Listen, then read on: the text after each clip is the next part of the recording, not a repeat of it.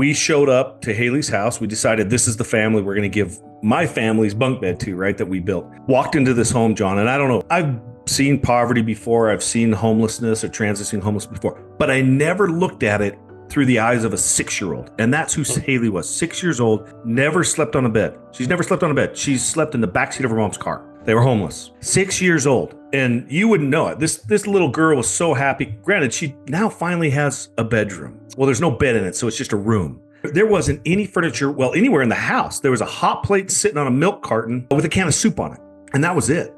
And then Haley's room, you can imagine what it looks like. But what caught me the most is I walked in a room, in the corner was a pile of clothes, and that's where she slept.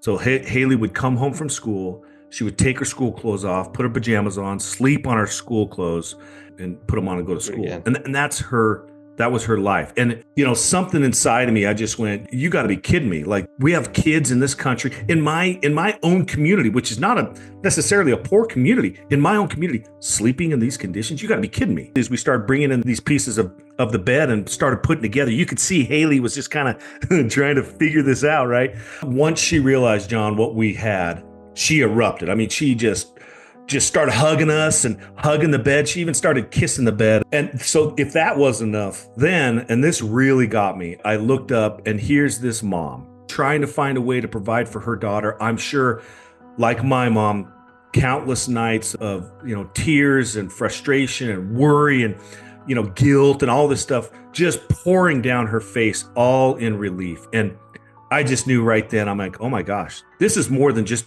a good night's sleep for a child. This is a need here.